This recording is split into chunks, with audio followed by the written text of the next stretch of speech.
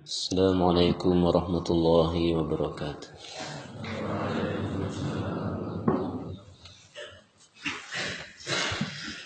Alhamdulillah wassalatu wassalamu ala rasulillah wa ala alihi wa sahbihi wa man wala.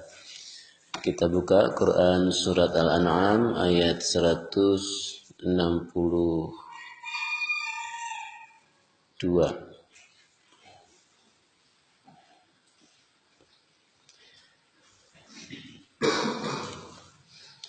أعوذ بالله من الشيطان الرجيم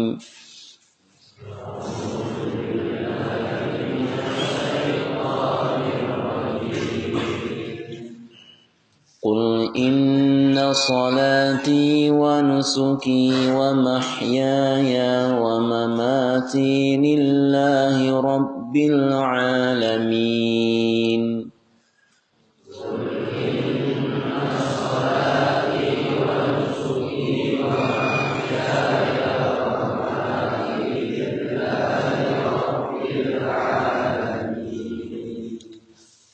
لا شريك له وبذلك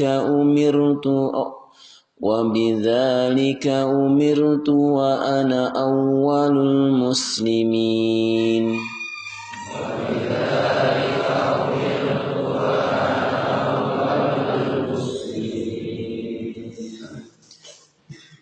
Katakanlah sesungguhnya salatku, ibadahku atau kurbanku, hidupku dan matiku hanyalah untuk Allah, Tuhan semesta alam.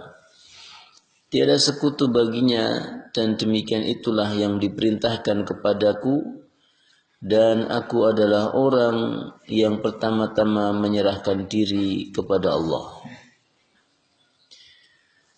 Kembali Allah Subhanahu wa taala memerintahkan Rasulullah sallallahu alaihi wasallam untuk mengatakan kepada kaumnya sebagai pengikraran diri dan pemantapan dakwah beliau terkait dengan pentingnya tauhid kepada Allah Subhanahu wa taala.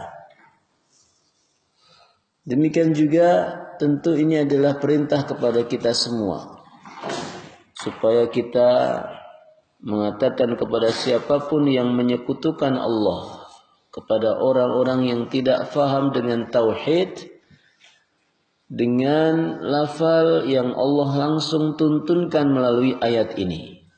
Qul, katakanlah, inna sholati, sesungguhnya solatku, solat apapun, baik solat wajib ataupun solat sunnah, semua ibadah yang terkait dengan hubungan kita kepada Allah Subhanahu wa taala, yang dimulai dengan takbiratul ihram dan diakhiri dengan salam, dengan cara khusus yang diajarkan Rasulullah yang bernama salat ini. Inna salati, sesungguhnya salatku, wa nusuki, dan ibadah-ibadahku yang lain. Karena di dalam agama ini ibadah bukan hanya salat, tapi banyak ibadah-ibadah lain yang diajarkan Rasulullah sallallahu alaihi wasallam kepada kita semua. Nusuk juga ada yang memaknai dengan kurban, ya. Sehingga ketika nusuki ini diterjemahkan sebagai kurban, maka terjemahnya adalah dan kurbanku. Kurban yang dimaksud tentu adalah penyembelihan hewan yang diniatkan untuk Allah Subhanahu wa taala, baik itu berupa ibadah kurban, hadiyu ketika berhaji, atau juga penyembelihan hewan kurban-kurban yang diniatkan karena Allah. Ini namanya juga nusuk. Wa mahyaya, dan hidupku, artinya seluruh kehidupan kita, ya. Saat kita berada di dunia ini disebut sebagai mahyai. Ya, sejak kita lahir di dunia sampai nanti satu waktu Allah panggil kita meninggalkan dunia yang fana ini, maka ini disebut sebagai wa mahyaya, hidupku, wa mamati, dan matiku adalah kehidupan setelah dunia ini, alam barzakh, alam kebangkitan, kemudian padang mahsyar, ya, sirat, seseorang berada di pengadilan Allah Subhanahu wa taala. Semua kehidupan setelah kita berada di dunia ini, maka masuk dalam kalimat mahyaya, ya. Mamati, dan masuk dalam kalimat mamati, dan kematianku. Ada juga maknanya yang lain, wa mamati adalah segala amal yang terus mengalir setelah kematian, seperti wakaf, ilmu yang manfaat, dan doa anak-anak yang soleh, ya, yang terus mengalir setelah kematian kita, pahalanya. Ada juga yang memaknai demikian, ya, artinya apa? Terjemahannya, maka seluruh amal solehku yang saat aku masih ada di dunia ini, dan amal solehku yang mengalir pahalanya setelah kematianku dari dunia ini, lillahi, itu diniatkan hanya untuk Allah semata. Itu maknanya. Atau dimaknai secara makna zahir dari ayat ini, wa mahyaya wa mamati, artinya kehidupanku di dunia ini dan juga kehidupanku setelah dunia ini, lillahi, kupasrahkan kepada Allah Subhanahu wa taala. Dua-duanya tentu makna yang benar, dan semuanya melalui tafsir para ulama. Maka ikhwah rahimakumullah, ini hendaknya menjadi salah satu semangat kita dalam beribadah, dalam mengarungi kehidupan kita ini, bahwa semua yang terjadi pada diri kita, bahkan ibadah kita, mulai dari sholat kita, ibadah-ibadah yang lain yang diajarkan Rasulullah SAW, itu kita pasrahkan totalitas hanya untuk Allah. Inna sholati wa nusuki wa mahyaya wa mamati lillahi. Kita pasrahkan kepada Allah. Ini adalah bentuk dari keikhlasan. Wa ma umiru illa liya'budullaha mukhlishina lahuddin hunafa. Dan tidaklah manusia itu diperintahkan kecuali untuk beribadah kepada Allah, dan tidaklah manusia itu diperintahkan untuk beribadah Allah kecuali apa? Untuk betul-betul mengikhlaskan seluruh ibadahnya untuk Allah. Dan itulah agama yang lurus. Agama yang lurus yang diajarkan oleh Nabi Ibrahim alaihissalam, dan kemudian dilanjutkan oleh Rasulullah sallallahu alaihi wasallam, adalah ajaran agama yang hanya menjadikan Allah satu-satunya Tuhan yang disembah. Allah Subhanahu wa taala adalah satu-satunya Rabb yang kita berdoa kepadanya, beribadah kepadanya, meminta, berkurban, menjalankan sholat kita, dan sebagainya. Rabbil alamin, yaitu Allah sebagai penguasa alam semesta ini, pemilik, pencipta, pengatur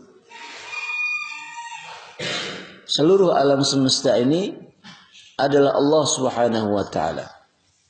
Tidak ada makhluk apapun yang menguasai alam semesta ini setara atau lebih daripada penguasaan Allah Subhanahu wa taala.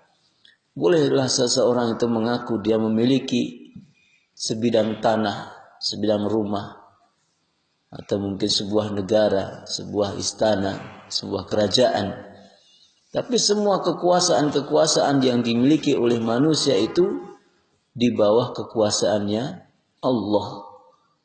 Ada orang mungkin dia mengaku menguasai dunia dengan ekonominya, dengan politiknya, dengan militernya. Tapi sungguh kekuasaan dia itu di bawah kekuasaannya Allah. Allah adalah Rabbul Alamin, penguasa alam semesta semua. Bukan hanya dunia ini, bukan hanya sebuah negara, bukan hanya sebuah kabupaten, tapi alam semesta semua. Alam semesta ini berarti segala hal selain Allah, itu alam semesta. Ya, segala hal selain Allah itu adalah alam semesta. Ada langit, ada bumi, ada semua yang ada di dalamnya. Itu pemiliknya adalah Allah. Enggak ada di sana misalnya malaikat menguasai langit ke-1 misalnya, atau ada jin menguasai planet ini dan itu. Andaikan mereka diberikan amanah oleh Allah menguasai satu benda dari sekian banyak alam semesta ini, maka semua adalah di bawah kekuasaannya Allah dan ada akhirnya. Sementara Allah menguasai alam semesta ini untuk selama-lamanya. Tidak ada batas. Makanya jangan kurang ajar terhadap Allah. Jangankan alam semesta ini, diri kita ini yang kecil ini, yang sangat lemah ini pun miliknya Allah. Dan Allah memerintahkan kita untuk beribadah. Di bumi miliknya, di udara miliknya, di bawah pohon-pohon miliknya. Semua ini miliknya Allah. Ketika seorang manusia menyekutukan Allah, tidak mau beribadah kepada Allah, maka dia kurang ajar terhadap Allah. Atau malah sebaliknya, dia mendurhakai Allah dengan bermaksiat, menggunakan tangan yang Allah berikan kepada dia untuk bermaksiat. Tangan itu miliknya Allah, tangan kita. Menggunakan mata kita yang Allah berikan untuk berdurhaka kepadanya. Wal'iyadu billah. Maka ikhwah, berhati-hatilah, jangan pernah kita menyepelekan suatu kemaksiatan meskipun itu kecil, karena kita sedang berhadapan dengan Allahu Rabbul Alamin. Baca kalimat Rabbul Alamin itu dengan betul-betul dihayati bahwa Allah adalah pemilik alam semesta yang luas ini. Tidak pantas saya mendurhakainya, tidak pantas saya meninggalkannya, tidak pantaslah saya suudzon kepadanya. Dia maha baik, dia maha rahmat, dia maha sempurna, dia maha mengawasi, dia maha mendengar. Jadi kalau membaca kalimat Rabbul Alamin, yang tergambar adalah kebesaran Allah Subhanahu wa taala. Sehingga kita akan merasakan apa? Merasakan begitu kecilnya dan begitu bergantungnya kita kepada pertolongan Allah Subhanahu wa taala. Ini makna dari Rabbul Alamin. Ketika kita membaca Al-Fatihah, Alhamdulillahi Rabbil Alamin, itu betul-betul rasakan kenikmatan yang telah Allah berikan kepada kita, sehingga kita bisa merasakan hawa sejuknya pagi hari ini, sehingga kita bisa merasakan nikmatnya kita tadi pagi kita berjalan menuju ke masjid ini membaca Al-Quran. Kita bisa merasakan melihat tulisan-tulisan mulia, wahyu dari Allah Subhanahu wa taala yang dikirimkan oleh malaikat Jibril dan seterusnya. Saya sebenarnya pada pagi kayak gini tuh melihat tulisan Arab sudah sedikit kabur-kabur ya di usia saya. Antum masih begitu jelas, harus selalu disyukuri ya untuk terus membaca Al-Quran. La syarikalah, yang tidak ada sekutu baginya. Allah dalam mengatur alam semesta ini tidak perlu sekutu. Sekutu itu adalah segala sesuatu yang setara, partner kalau bahasa kerennya zaman sekarang. Allah nggak perlu partner, Allah nggak perlu teman, Allah nggak perlu pasangan untuk mengatur semua alam semesta ini. La syarikalah. Lah kan Allah punya malaikat. Ya, malaikat adalah makhluknya Allah yang jauh di bawahnya Allah. Secara kekuasaan, secara kemampuan, segalanya. Dia hanya makhluk-makhluknya Allah seperti kita. Gitu ya. Jadi Allah itu la syarikalah. Tidak butuh sekutu. Dia maha besar dengan sendirinya, maha mulia dengan sendirinya, maha berdiri dengan sendirinya, maha tinggi dengan sendirinya, maha ada dengan sendirinya, tanpa bantuan dari makhluk apapun.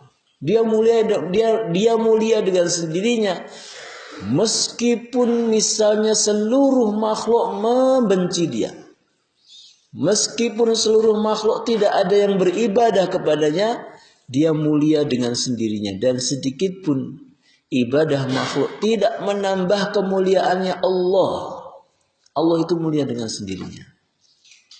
Andaikan Allah tidak memiliki malaikat Jibril, tidak memiliki Nabi Muhammad, bahkan tidak memiliki manusia-manusia ini, Allah itu mampu sendiri mengatur alam semesta ini dan memuliakan Dianya sendiri. Ini yang harus senantiasa kita gambarkan saat kita membaca la syarikalah. Tidak ada sekutu baginya. Dan ini adalah sebuah nikmat kita ini mendapatkan hidayah agama ini. Coba kita lihat dari ajaran agama-agama Nasrani, ajaran agama-agama lain. Mereka meyakini Tuhan-Tuhan mereka itu banyak sekutu. Ada dewa ini, ada dewa itu, ada Tuhan punya anak, ada Tuhan punya istri, ada Tuhan punya putri-putri. Jadi orang-orang jahiliyah meyakini bahwa malaikat itu adalah putri-putrinya Allah. Ada beberapa agama itu yang meyakini ada dewa hujan, dewa angin, dewa laut sebagai sekutu dari Tuhan-Tuhan mereka. Betapa lemahnya Tuhan-Tuhan mereka. Ya, betapa lemahnya Tuhan-Tuhan mereka. Sehingga memerlukan bantuan dari banyak sekutu-sekutunya. Sementara Allah tidak selemah itu. Allah itu maha kuat dengan sendirinya. Mengatur semua yang ada dengan tangannya, dengan kekuasaannya. La syarikalah. Wa bidzalika umirtu, dan dengan itulah aku diperintahkan. Diperintahkan apa? Diperintahkan untuk bertauhid, mengesahkan seluruh ibadah, seluruh salat, seluruh doa hanya untuk Allah Subhanahu wa taala. Rasulullah diperintahkan